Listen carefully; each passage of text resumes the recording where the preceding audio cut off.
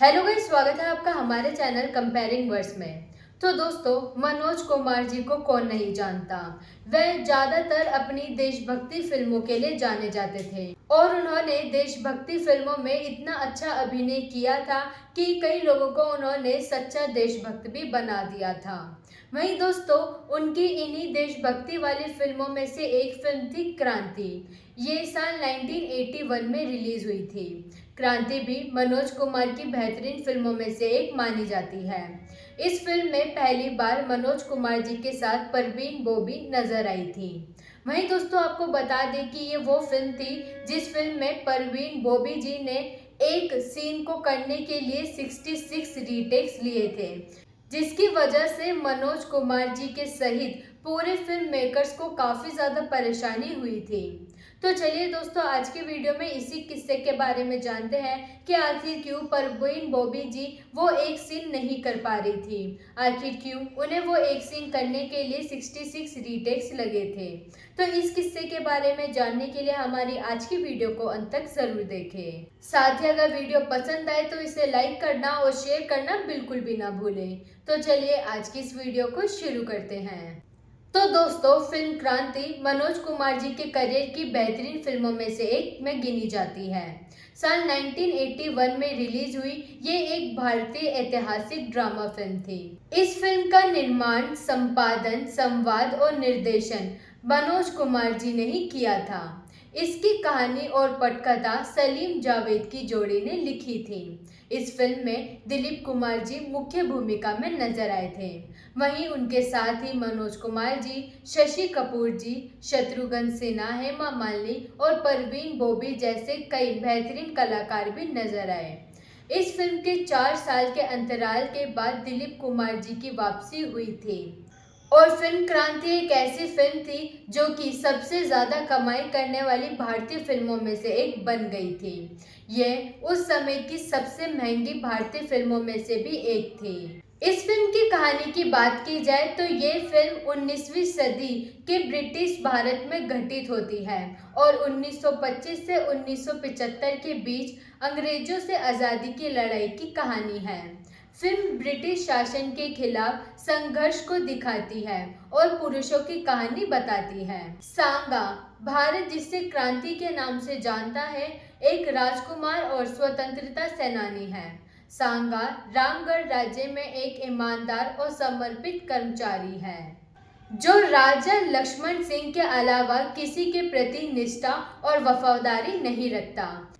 जब लक्ष्मण सिंह अंग्रेजों को व्यापारिक उद्देश्यों के लिए बंदरगाह का उपयोग करने के लिए शर्त अनुमति देते हैं तो संघा को पता चलता है कि अंग्रेज सेना और आभूषण निकाल रहे हैं और गोला बारूद ला रहे हैं और इस पर रोक लगाता है। वह इस आक्रोश की सूचना लक्ष्मण सिंह को देने जाता है, केवल उसे चाकू मारकर हत्या करते हुए पाता है। सांगा पर राजद्रोह और लक्ष्मण सिंह जी की हत्या का आरोप लग जाता है। मौत की सजा सुनाए जाने पर वह भाग जाता है और क्रांतियों का एक समूह बनाता है जिसका वही लक्ष्य होता है। इसके बाद अंग्रेजों को भारत से बाहर निकालने की योजना बनाता है। ये समूह कई सेनाओं में बदल जाता है। सभी एक नारे के साथ एकजुट होते हैं, एक स्वतंत्र भारत, जिसे क्रांति के रूप में भी जाना जाता है। और इसी तरह की कहानी इस फिल्म में दिखाई गई है। जिस तरह से इस फिल्म में सभी कलाकारों ने काम किया है, वह लोगों के बीच में एक अलग ही जान डाल देता है। खैर दोस्तों, अगर अपने किस्से की ओर बढ़े तो आपको बता दें कि जहां इस फिल्म की कहानी इतनी आसान लग रही है, इतनी नहीं थी। आपको बता दें कि इस फिल्म के एक सीन के लिए परवीन बोबी जी ने 66 रीटेक्स लिए थे। तो चलिए अब इस फिल्म के किस्से की ओर बढ़ते हैं। तो दोस्तों, जैसे कि हमने आपको बताया और जैसे कि दिखाई देता है कि इस फिल्म में मनोज कुमार जी हमें नजर आए, वहीं आपको बता दें कि अभिनेता के भाई इस फिल्म में निर्माता थे जिनका नाम मनीष गोस्वामी है। आपको बता दें कि मनीष जी ने अपने हाल ही इंटरव्यू में इस किस्से को साझा किया था। उन्होंने बताया कि कभी किसी चीज के लिए समझौता वह नहीं करते थे। यहाँ वह मनोज कुमार जी की बात कर रहे थे। यहाँ तक कि अगर किसी सीन के लिए 30 या 40 या 50 रीटेक की भी जरूरत हो तो वह इसके लिए तैयार रहते थे। और ऐसा ही हुआ था फिल्म क्रांति के वक्त। ये क्रांति के लिए वह इस किस्से को बता रहे थे, जिसकी शूटिंग जोधपुर महल में हो रही थी। एक शूट था जिसमें परवीन बॉबी जी को दीवार पर हाथ उठाकर क्रांति जिंदाबाद कहना था, लेकिन किसी कारण से वह इस सीन को कर ही नहीं पा रही थी। हमने 66 बार ये रीटेक लिया था और शॉट को 2 बजे रात को हरी झंडी दी गई थी। उन्होंने ये भी बताया कि अनगिनत रीटेक के बावजूद ऐसा कभी नहीं हुआ कि फिल्म निर्माता ने अपना आपा खोया हो। वह हमेशा शांत रहते थे, लेकिन उनमें बहुत दृढ़ विश्वास था। उन्होंने कभी अपना आपा नहीं खोया था।